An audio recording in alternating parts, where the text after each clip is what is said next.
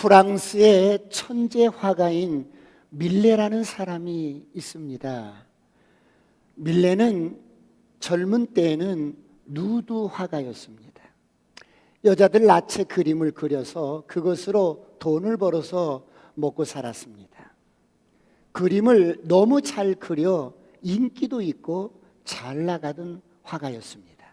그런데 어느 날 전시장에서 젊은 남녀가 자기 그림을 보면서 킥킥거리면서 음단패설을 하는 것을 듣습니다.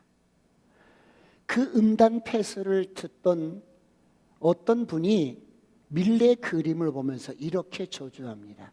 하나님이 주신 이렇게 뛰어난 재주를 가지고 많은 사람을 타락시키는 이 화가의 손은 썩어버려야 돼. 썩어버려야 돼. 옆에서 그 말을 듣던 밀레가 충격을 받습니다. 하나님이 나에게 좋은 은사를 주었는데 이 은사를 가지고 많은 영혼들을 은혜를 끼치고 영감을 주지 못하고 사람들을 타락시키는 타락의 도구가 되었단 말인가?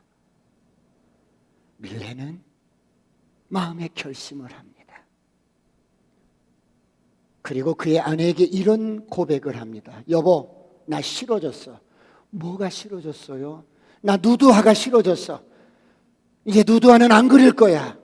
앞으로 많은 불편과 굶주림이 따를지라도 이제부터 깨끗한 그림을 그리고 싶어요. 아내는 남편의 결심을 지지해 주면서 밀레는 그날부터 하나님께 기도하기 시작합니다. 하나님, 어떤 그림을 그려야 할까요? 어떤 그림을 그려야 할까요? 생각하다가 아름다운 자연을 그리기 시작합니다. 하나님이 창조하신 아름다운 자연을 그리면서 그 자연 속에서 소박한 삶을 사는 사람들의 그림을 그리기 시작합니다. 그렇게 밀레 자신의 마음이 변화가 되자 그는 불후의 명화를 그려냅니다. 여기서 나온 작품이 밀레의 만종이라는 작품입니다. 그가 어떻게 이렇게 불후의 명작을 그려낼 수 있었을까요? 그는 먼저 마음을 새롭게 했습니다. 그 결과 그는 위대한 화가로 거듭납니다. 오늘 이런 은혜가 있기를 축원합니다. 사랑하는 성도 여러분, 사람은 이처럼 마음이 중요합니다. 예수를 믿고 수년이 지나도 여전히 변하지 않는 사람이 있습니다. 왜 그럴까요? 하나님의 은혜가 부족한 것이 아닙니다. 은혜를 못 받아서가 아닙니다. 하나님은 우리에게 은혜와 의의 선물을 넘치게 주셨습니다. 그래서 하나님께서 베풀어 주시는 큰 은혜를 경험하고 눈물을 흘리면서 고백하고 결단을 하고 이렇게 살겠다고 간증을 합니다. 그런데 그때뿐입니다. 왜 그렇습니까? 마음이 훈련되지 않았기 때문입니다. 여러분의 마음이 훈련되지 않았기 때문입니다. 우리의 마음이 훈련되지 않아서 그렇습니다. 그래서 은혜를 받으면 그때뿐입니다. 그러므로 하나님께서는 이런 이스라엘 백성들을 광야에서 40년 동안 훈련하신 목적이 무엇입니까? 오늘 여러분 신명기 8장 1절 2절을 다 같이 보시겠습니다. 다 같이 합동합니다. 시작. 내가 오늘 명하는 모든 명령을 너희는 지켜 행하라. 그리하면 너희가 살고 번성하고 여호와께서 너희의 조상들에게 맹세하신 땅에 들어가서 그것을 차지하리라. 내 하나님 여호와께서 이 40년 동안에 내게 광야길을 걷게 하신 것을 기억하라. 이는 너를 낮추시며 너를 시험하사 내 마음이 어떠한지 그 명령을 지키는지 지키지 않는지 알려 하심이라. 여호와께서 이 40년 동안 광야길을 걷게 하신 것을 기억해라. 너의 마음이 어떠한지를 알게 하려 하심이라. 할렐루야. 하나님은 사람을 훈련하실 때 우리의 마음을 훈련하십니다. 여러분의 마음을 훈련하십니다. 하나님은 사람을 연단하실 때 그 사람의 마음을, 너의 마음을 연단하십니다. 사랑하는 성도 여러분, 그렇다면 왜 하나님은 우리의 마음을 연단하실까요? 사람의 마음은 곧 그 사람의 영적인 태도이기 때문에, 마음은 바로 그 사람의 실체이기 때문입니다. 그러므로 잠언서 23장 7절은 이렇게 말씀해요. 다 같이 한번 합독합니다. 시작. 대저 그 마음의 생각이 어떠하면 그 위인도 그러한즉 그가 내게 먹고 마시라 할지라도 그의 마음은 너와 함께 하지 아니함이라. 대저 그 마음의 생각이 어떠하면 그 위인도 그러한즉 사람의 마음의 생각이 바로 그 사람이라는 거예요. 보이지 않는 사람의 마음의 모습이 바로 그 사람의 진짜 모습이라는 거예요.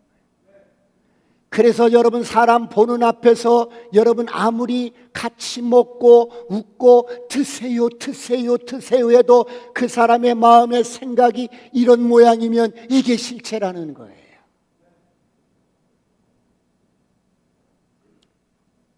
그 사람의 마음이 바로 그 사람의 태도요, 그 사람의 실체라는 거예요. 그러므로 하나님은 너의 마음의 생각이 어떠하면 너의 됨됨이도 그렇다고 말씀합니다. 그 사람의 됨됨이가 보여지는 비주얼이 아니라 그 사람의 마음의 태도에 있다는 거예요. 그렇다면 오늘 우리는 이렇게 소중한 우리의 마음을 어떻게 훈련해야 할까요? 오늘 성경은 말씀합니다. 빌립보서 2장 5절에 다 같이 한번 합독합니다. 시작. 너희 안에 이 마음을 품으라. 곧 그리스도 예수의 마음이니. 너희 안에 이 마음을 품으라.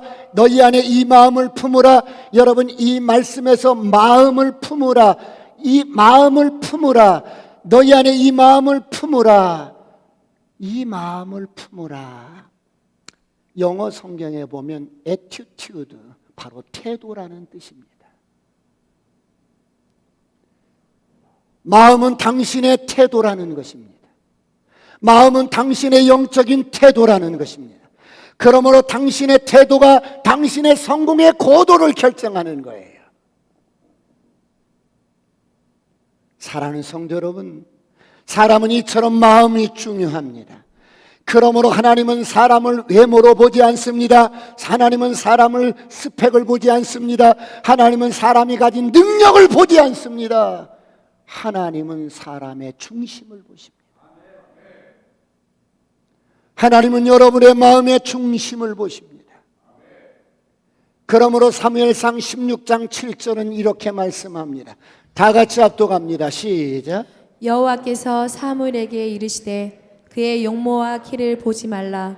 내가 이미 그를 버렸노라. 내가 보는 것은 사람과 같지 아니하니 사람은 외모를 보거니와 나 여호와는 중심을 보느니라 하시더라. 사무엘, 너 외모를 보지 마라.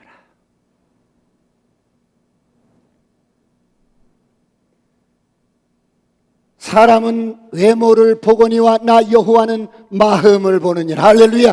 중심을 보느니라. 그러므로 사람은 마음이 중요합니다. 마음의 태도가 바로 그 사람의 실체이기 때문에. 그렇다면 이렇게 소중한 우리의 마음을 우리는 어떻게 해야 마음을 잘 관리할 수 있을까요? 첫 번째, 마음을 훈련해야 합니다. 여러분, 축구 선수들은 최고의 여러분 로망이 뭐예요? 원하고 바라는 게 뭐예요? 결정적일 때 골인을 시키는 것입니다. 그래서 여러분, 세계적인 축구 선수가 되는 것입니다. 영국 프리미어 리그에 가서 월드스타가 되는 것입니다. 그런데 우리나라 손흥민 선수는 아버지 손정웅 씨의 작품이라고 해요. 이 아들을 훈련시킬 때 페널티 박스 에리에서 그것이 어떤 프리킥이든 어떤 기회가 주어지면 눈 감고 차고도 골대를 향하여 꽂힐 수 있도록 연습을 시켰어요. 오른발 500번, 왼발 500번. 끝없이 훈련을 시켜서, 그래서 눈 감고 차고도 거기서는 감각적으로 집어넣을 수가 있어요. 여러분, 야구 선수의 로망은 뭐예요? 여러분, 말로 홈런을 때리든 마음 먹으면 언제든지 홈런을 쳐서 득점을 내는 거예요. 사랑하는 성도 여러분, 사람은 저마다 로망이 있고 원하고 바라는 것이 있어요. 그렇다면 오늘 예수 믿고 거듭난 하나님의 자녀가 된 저와 여러분의 최고의 원하고 바라는 로망이 뭘까요? 이 땅에서 부귀와 영화와 권세를 누리는 것일까요? 물론 그럴 수도 있습니다. 그러나 예수 믿는 저와 여러분은 여러분 최고의 간절한 바람과 소원은 예수님처럼 사는 거예요. 믿으시면 아멘. 예수님처럼 생각하고 예수님처럼 말하고 예수님처럼 행동하는 것입니다. 오늘 이런 은혜가 있기를 축원합니다. 사랑하는 성도 여러분, 그렇다면 우리가 어떻게 예수님처럼 살아갈 수 있을까요? 우리가 어떻게 예수님을 닮아갈 수 있을까요? 우리가 예수님처럼 살기 위해서 가장 중요한 것은 우리의 마음입니다. 우리의 마음에 예수님을 품어야 합니다. 우리의 마음을 자꾸 훈련시켜야 합니다. 할렐루야. 그러므로 5절 말씀을 다시 한번 보겠습니다. 오늘 본문 5절 시작. 너희 안에 이 마음을 품으라. 곧 그리스도 예수의 마음이니. 너희 안에 이 마음을 품으라. 예수 믿는 사람들의 가장 큰 갈망과 소원이 뭐예요? 예수님을 닮고 싶은 거예요. 예수님처럼 살고 싶은 거예요. 예수님처럼 말하고 생각하고 예수님처럼 행동하고 싶은 거예요. 그러므로 베드로전서 1장에 보면 오직 너희를 부르신 자는 거룩한 자다. 내가 거룩하니 너희도 거룩할지어다 라고 말씀합니다. 여러분, 우리가 이렇게 어떻게 예수님을 닮아갈 수 있을까요? 우리가 어떻게 예수님처럼 거룩할 수 있을까요? 우리의 마음을, 저와 여러분의 마음을 훈련하시길 축원합니다. 마음을 훈련해야 한다는 말은 마음에 자꾸 예수님을 품어야 돼요. 마음에 자꾸 예수님을 묵상해야 돼요. 마음에 자꾸 예수님을 사모해야 돼요. 마음에 자꾸 말씀을 묵상해야 돼요. 할렐루야. 왜 그렇습니까? 에레미야 17장 9절에 보면 이 세상의 만물 가운데 가장 더럽고 추한 것이 사람의 마음이래. 부패하고 타락한 사람의 마음이래. 이런 마음을 어떻게 깨끗하게 할 수 있겠어요? 이런 마음을 훈련해야 합니다. 이런 귀한 우리의 마음, 비록 타락했지만, 썩고 부패했지만 예수님의 말씀을 묵상하고 예수님의 생각을, 예수님을 닮아가기 위해서 사모하고, 여기서 너희 안에 이 마음을 품으라라는 거예요. 이 품으라라는 말은 헬라어로 프루네오입니다. 프루네오라는 말의 뜻은 마음을 의지적으로 반복적으로 너의 마음을 훈련하라는 거예요. 오늘 이런 은혜가 있기를 축원합니다. 여러분, 왜 우리 마음을 의지적으로 훈련해야 합니까? 예수님의 마음이 우리 안에 저절로 생겨나는 게 아니에요. 예수님의 마음이 우리 안에 저절로 장착되는 게 아니에요. 그러므로 너희 안에 이 마음을 품으라는 거예요. 예수님의 마음을 의지적으로 내가 선택하고 의지적으로 붙잡는 훈련을 하셔야 한다는 거예요. 이것은 한 번만 하는 것이 아니라 자꾸 매일 반복적으로 훈련하라는 거예요. 왜 그렇습니까? 예수님의 마음이 우리 안에 저절로 절대로 생겨나지 않습니다. 그러므로 마음을 훈련하시길 축원합니다. 축원합니다. 예수님의 마음을 붙잡는 훈련, 여러분 예수님의 말씀을 붙잡고 묵상하는 훈련, 자꾸 여러분 우리 마음을 의지적으로 훈련하지 않으면 어떻게 돼요? 우리 마음이 다른 데로 흘러가 버리는 거예요. 다른 방향으로 흘러가 버려요. 그래서 사는 대로 생각하고 마음이 원하는 대로 인생을 살게 됩니다. 그래? 정말 마음이 원하는 대로 살고 싶어? 그래. 네가 마음이 원하는 대로 한번 살아봐. 그래서 내 마음이 원하는 대로 한번 살아봤더니 비빈과 첩첩을 1000명이나 두어봤어. 그리고 물질을, 여러분, 금과 은을 길에 돌처럼 써봤어. 마음이 원하는 대로 그렇게 살아봤더니 인생 살고 보니까 헛되고 헛되며 헛되어서 바람을 잡는 것 같아요. 가보고 싶으십니까? 여러분 마음대로 살고 싶어서 정말 그렇게 한번 살고 싶습니까? 가보세요. 가보시라고. 더 가봤자 이 마음이 원하는 대로 사는 건 별 볼 일이 없어.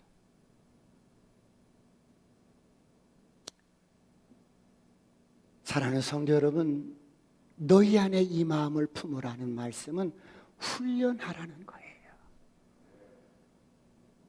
모든 훈련도 마찬가지예요.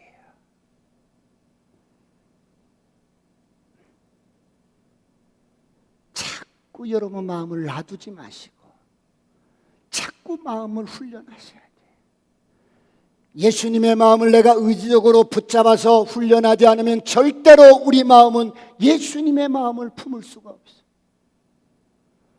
예수님의 마음을 품을 수 없으면 우리는 예수님을 닮아갈 수도 없어요. 수삼 년 예수 믿어도 예수님을 닮아갈 수가 없어요. 그러므로 마음을 훈련하시길 축원합니다. 마음을 훈련하시길 축원합니다. 우리가 왜 우리 마음을 훈련해야 합니까?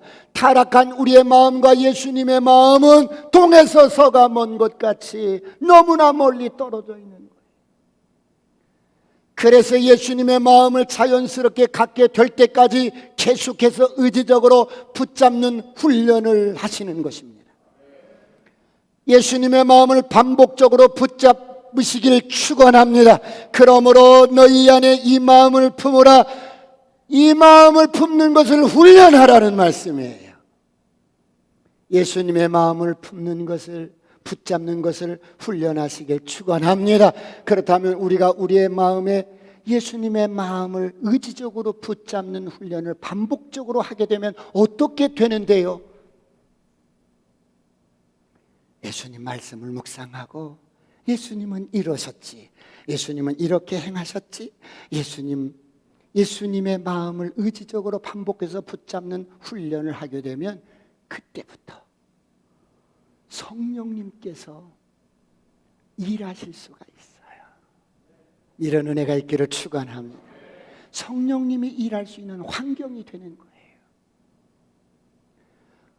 우리의 마음에 예수님의 마음을 품는 훈련을 익숙하게 루틴이 되면 우리 안에 성령님이 여러분 도우셔서 예수님을 닮아가게 만드는 거예요. 여러분, 이것은 엄청난 비밀입니다. 그러므로 반복해서 훈련하시길 축원합니다. 의지적으로 반복해서 예수님의 마음을 품으시길 축원합니다. 이것이 우리의 삶의 태도가 되는 거예요.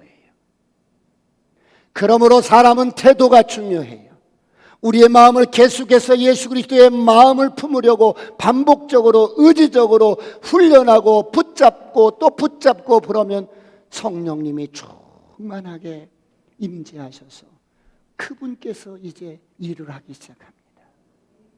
이런 은혜가 있기를 축원합니다. 사랑하는 성도 여러분, 사람의 마음은 영을 담는 그릇이에요. 세상에는 많은 영들이 있어요. 눈에 보이지 않지만 어둠의 영이 있고 미움의 영이 있고 가난의 영이 있고 우울한 영이 있고 음란의 영이 있고 돈을 좋아하는 만몬의 영이 있고 우상을 숭배하는 영이 있고 교만한 영이 있고 거짓의 영이 있어요. 이런 영을 담고 사는 것이 사람의 마음이에요. 그러므로 마음은 그릇과 같아요. 여러분 계속해서 여러분의 마음에 무언가를 반복적으로 생각하고 담아보세요. 그러면 그 영이 여러분을 주관하게 돼 있어요. 돈을 계속해서 생각하고 또 생각하고 또 생각하고 또 생각하고 또 생각해 보세요. 그러면 다른 생각을 하다가 다시 돈을 생각하고 다시 돈을 생각하고 계속해서 생각하고 또다시 돈을 생각해 보세요. 그럼 그 돈의 영인 만몬의 영이 우리 삶 속에서 역사하기 시작하네. 그래서 돈에 집착하게 되고 돈을 갈망하게 되고 결국 돈이 우상이 되고 결국 만몬의 영에 잡혀서 빠져나오지 못해. 그래서 중독이 됩니다. 사랑하는 성도 여러분, 돈만 그럴까요? 거짓말하는 것도 마찬가지. 한두 번 거짓말을 대수롭지 않게 하게 되면 자꾸 거짓말을 하다 보면 거짓의 영이 임합니다. 음란물도 마찬가지예요. 처음에 한두 번 호기심으로 시작합니다. 그런데 자꾸 생각하고 또 생각하고 훈련하듯이 자꾸 반복적으로 생각하고 또 생각하면 루틴이 되는 거예요. 어느 순간에 우리 삶 속에 음란의 영이 역사를 해요. 그래서 중독에 빠집니다. 삶을 파괴합니다. 고통스럽게 됩니다. 여러분, 부정적인 생각도 마찬가지. 남을 판단하고 정죄하는 생각도 마찬가지. 저와 여러분의 마음에 자꾸 생각하는 그것이 결국 저와 여러분의 운명을 결정짓는 거예요. 이런 모든 것들은 떠나갈지어다. 어둠도 떠나갈지어다. 정죄하는 영도 떠나갈지어다. 판단의 영도 떠나갈지어다. 중독의 영도 떠나갈지어다. 사랑하는 성도 여러분, 오늘 여러분은 어떻습니까? 우리의 마음은 영을 담는 그릇입니다. 우리가 무엇을 생각하고 반복적으로 훈련하느냐에 따라서 우리의 마음이 그 영을 담는 그릇이 되어서 우리 인생을 좌지우지하는 거예요.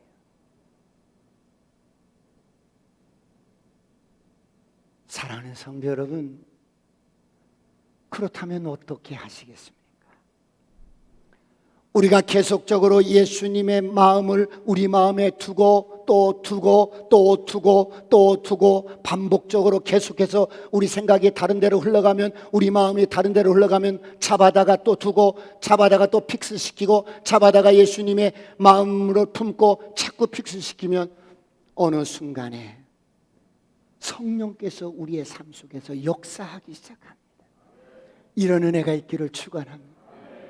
그런데 처음에는 잘 안 돼요. 우리가 의지적으로 선택해야 돼요. 의지적으로 붙잡아야 돼요. 내가 의지적으로 자꾸 선택해야 돼요. 그러다 보면 어느 순간부터 성령님이 역사하기 시작해서 예수님을 닮아가게 됩니다. 이런 은혜가 있기를 축원합니다. 자꾸만 우리 의지를 들여서 예수님의 마음을 품고 예수님의 마음을 묵상하고 예 말씀을 묵상하고 그러면 자꾸만 그러면 어느 순간부터 여러분 어떻게 되냐면 예수님처럼 사랑이 되어져지고 온유가 되어져지고 겸손한 태도가 되어져지고 아유 이런 목적적인 겸손이 아니라 예수님처럼 그렇게 되지.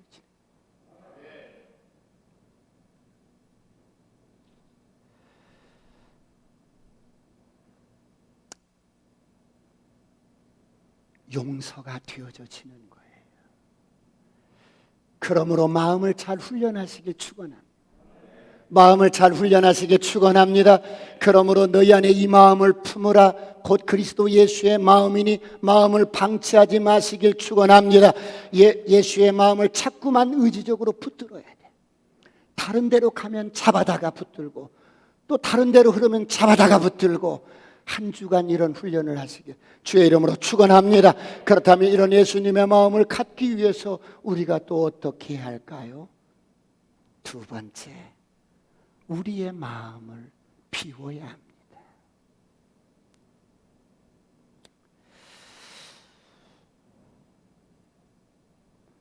제가 이 강대상에 이렇게 물을 정성스럽게 한 컵을 이렇게 섬기는 분이 계시는데 이 물 대신 우유를 마시고 싶어.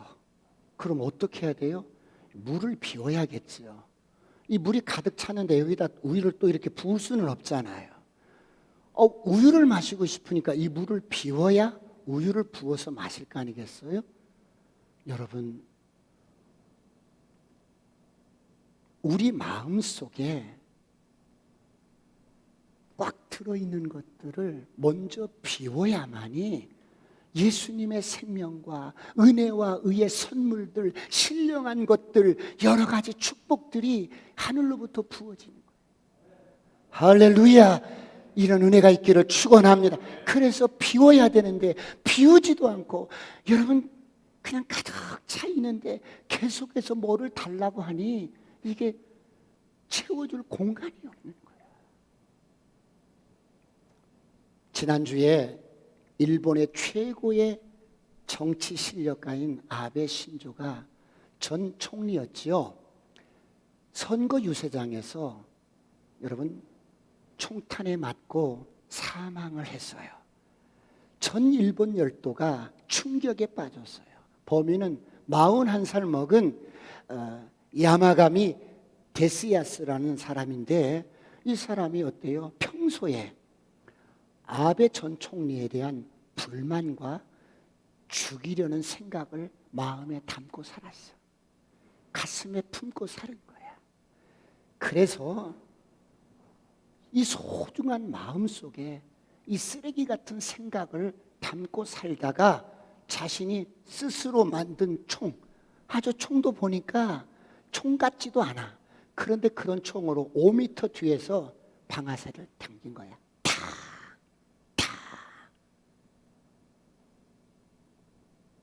여러분, 왜 이런 엄청난 사건이 일어났어요? 이 소중한 마음에, 이 마음에 아베에 대한 불만과 죽이고자 하는 생각을 담고 다닌 거예요. 소중한 마음에 쓰레기 같은 것들을 담고 다닌 거예요. 오늘 혹시 그 친구만 그럴까요? 오늘 여러분은 어떻습니까? 여러분 안에 있는 정말 진리가 아닌 것들, 어둠의 영들, 미움의 영들, 용서하지 못한 것들, 이런 쓰레기 같은 것들을 비워버리시길 축원합니다. 선포합니다. 어둠은 떠나갈지어다. 저주는 떠나갈지어다. 가난도 떠나갈지어다. 교만의 영도 떠나갈지어다. 분노의 영도 떠나갈지어다. 나 억울해, 억울해, 억울해, 억울해, 이런 것도 담아두지 마세요. 조용히 문을 열어주시고 떠나갈지어다. 떠나갈지어다.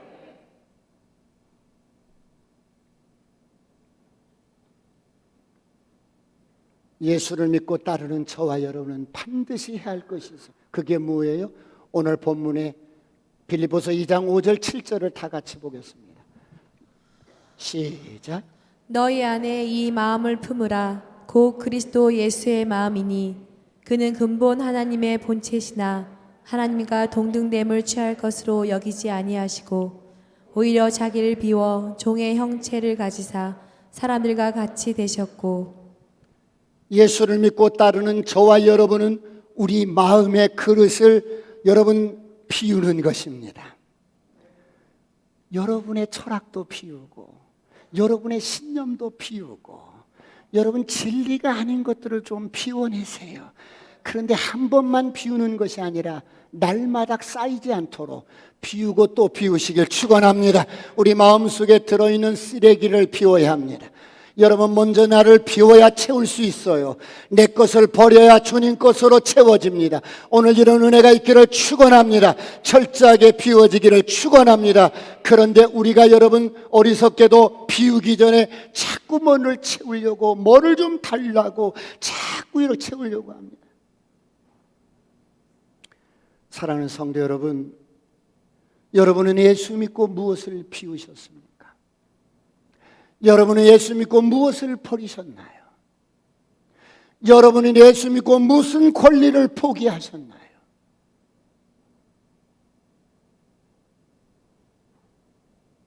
예수 믿고 무엇을 버렸고 무슨 권리를 포기하고 무엇을 비우고 무엇으로 채우셨나요?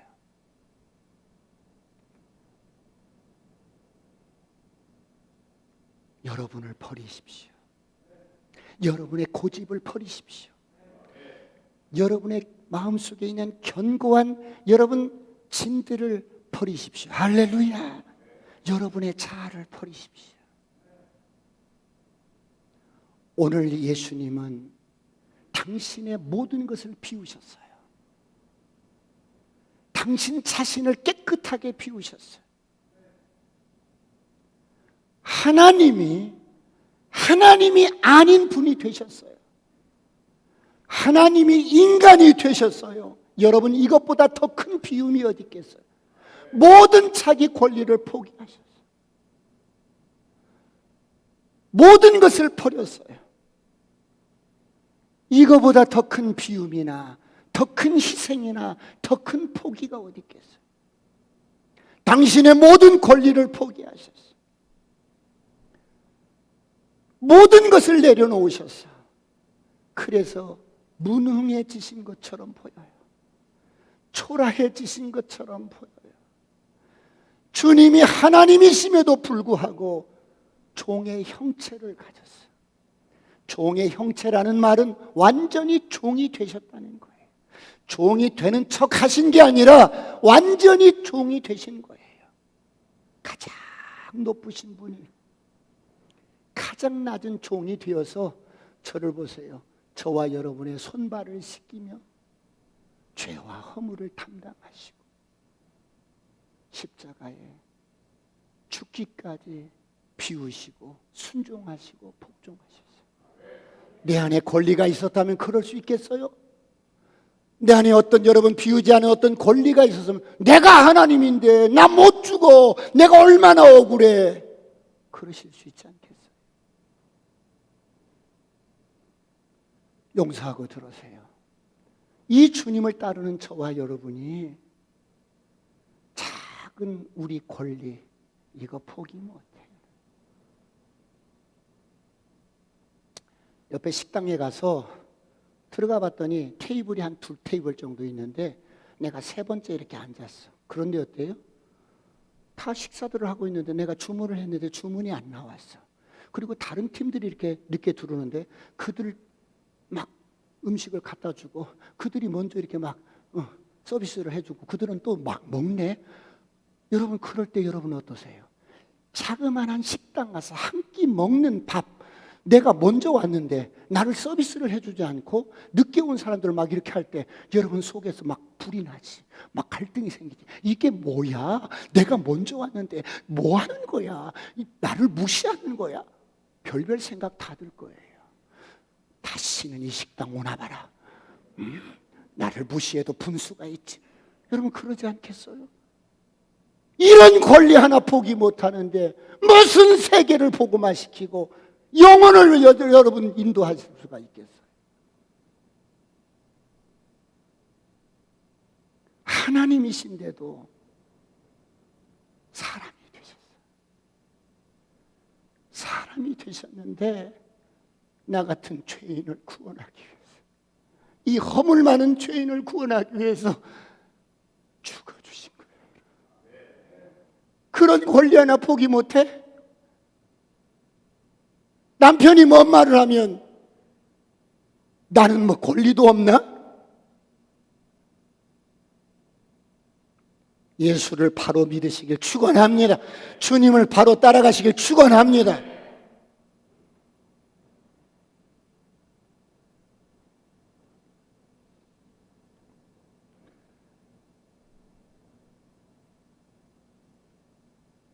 마음을 비워야 돼. 그럼 어떻게 마음을 비우는데? 나 정말 비우고 싶어요. 목사님 좀 알려주세요. 우리가 보는 것, 듣는 것으로 우리 마음의 그릇에 착착 여러분 쌓이게 돼 있어요. 잘못된 것을 보면 의식적이든 무의식적이든 우리 안에 마음의 그릇에 쌓이게 돼서, 그러면 마음의 그릇에 담아져 있으니까 이것을 비워야 되는데요. 어떻게 비워요? 하나님 앞에 내 마음을 물 쏟듯 쏟아놓는 거예요. 이것을 기도라고 말하는 거예요. 세상 살다 보니 만만치가 않고 여러 가지 여러분 일로 마음속에 보지 못할 것, 듣지 못할 것, 여러분 이 쓰레기가 쌓이게 되는 거예요. 그럴 때마다 하나님 앞에 때로는 억울할 수도 있고 불합리적인 일일 수도 있고, 그럴 때마다 어때요? 무릎을 꿇고 마음을 물쏟듯 하면서 여러분 마음속에 있는 모든 쓰레기들을 여러분 물쏟듯 해버려야 돼요. 이런 은혜가 있기를 축원합니다. 이렇게 마음을 비우면 우리 안에 평강이 찾아오고, 그리고 특징이 뭐냐면 겸손해지고 낮아지고 복종하게 되고 주님을 닮아갈 줄 믿습니다. 주님이 우리 안에서 왕노릇하게 될 줄 믿습니다. 여러분,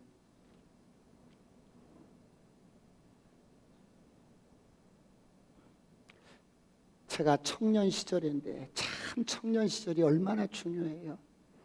저를 멘토해 주었던 교회 집사님 한 분이, 형제님 자꾸 내가 하지 마세요. 예수 믿는 사람은 내 고집, 내 주장, 내 생각 자꾸 그런 거 말하지 마세요. 예수 믿고 이미 죽었는데 왜 자꾸 내 생각, 내 고집 왜 자꾸 그렇게 하냐고. 내가 다른 것도 아니고 전도하다가 오늘 천주교에 총무를 만나서 막 이렇게 전도했던 이야기를 하다가 내가 말이에요 이렇게 말을 했더니 가만히 듣고 있더니, 형제님 자꾸 왜 내가 그래.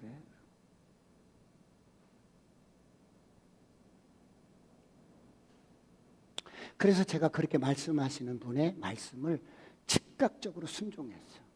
왜요? 여러분, 왜 우리가 순종이 안 돼요? 여러분, 순종할 때 저와 여러분이 인식하는 인식의 주체가 누구인가가 중요한 거야. 순종의 주체가 사람이 아니라 하나님이에요. 할렐루야. 하나님이시기 때문에 하나님 앞에서 순종하는 거예요. 그렇기 때문에 순종의 주체가 하나님이시면 큰 문제든 작은 문제든 순종하는 데는 여러분 이유가 없는 거예요. 그런데 인식의 주체가 하나님이 아니고 내가 되면 나 이해 못 하겠는데요, 그래서 순종 못 하겠는데요, 이렇게 나가는 거예요. 네가 사람 앞에 순종하는 것이 아니라 하나님 앞에 순종하는 거야.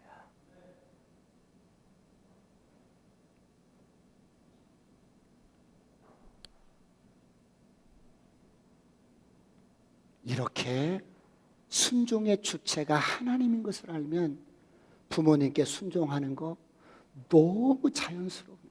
믿으시면 아멘. 셀 리더에게 순종하는 거 너무 자연스러운 거예요.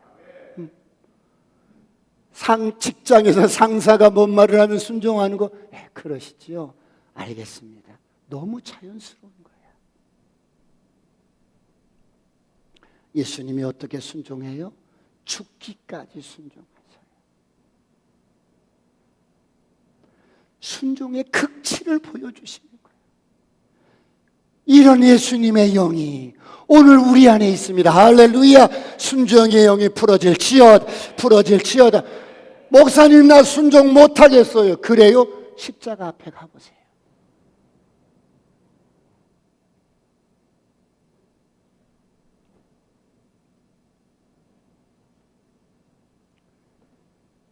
이렇게 마음을 비우고 권리를 포기하고 주님으로 채우고 자꾸 우리 마음을 이렇게 예수님의 마음을 품고 말씀을 묵상하고 훈련시키면, 그럼 어떻게 하시는데요? 세 번째, 가장 높은 이름을 주십니다. 여러분을 가장 존귀케 해주십니다. 가장 높여주십니다. 그러므로 너의 태도가 성공의 고도를 결정하는 거야. 네가 어느 만큼 순종하느냐, 어느 만큼 겸손하냐, 어떻게 훈련되었느냐, 너의 마음이 성공의 고도를 결정한다.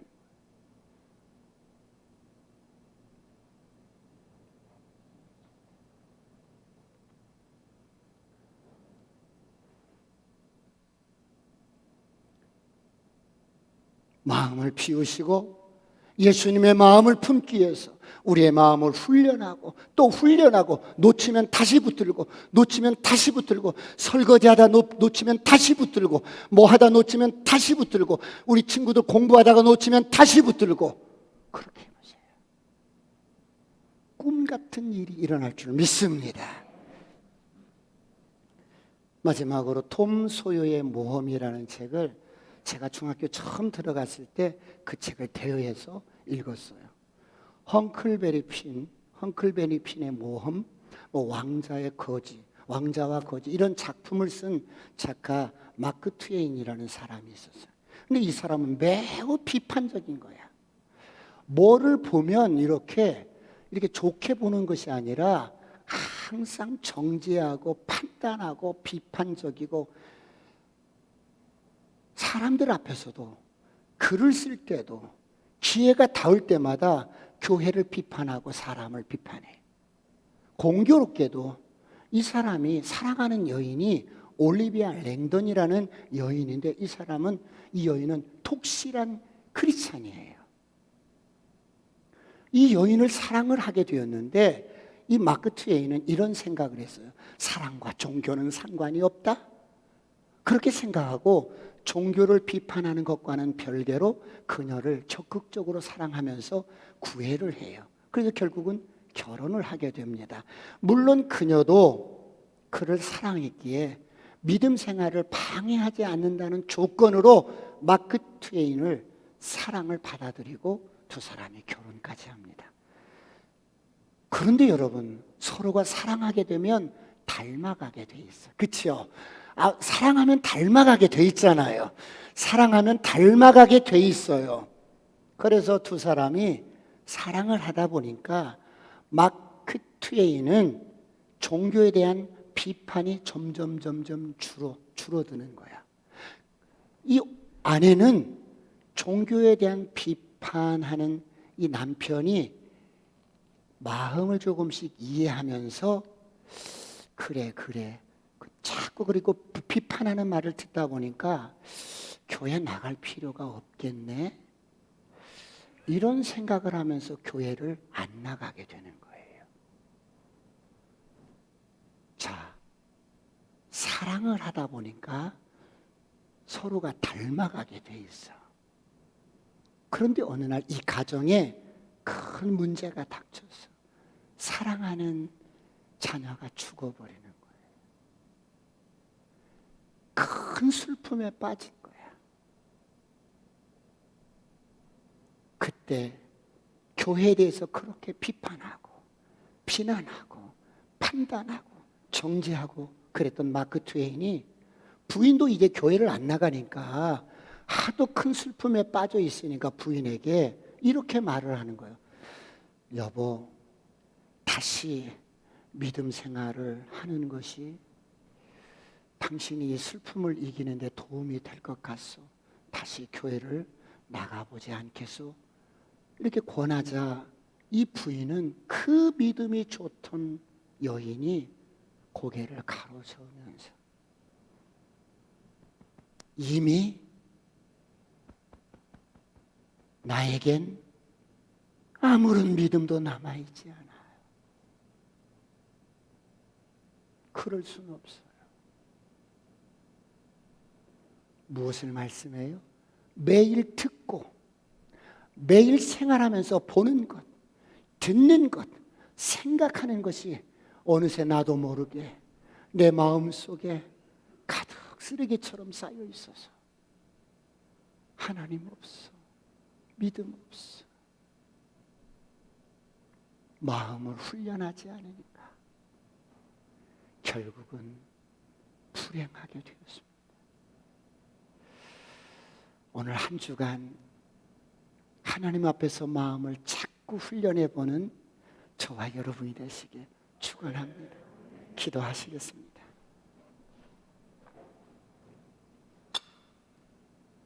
다 같이 기도하실 때, 하나님, 마음은 영을 담는 그릇인데 하나님, 마음을 자꾸 훈련해서 하나님, 세상 살아가면서 원치 않는 것들이 우리 마음속에 담겨져 있다면 비워버리고, 깨끗하게 비워버리고, 모든 권리를 포기하고 하나님 당신의 것으로 부어주시고 채워주시고 넘치게 하여 주시옵소서.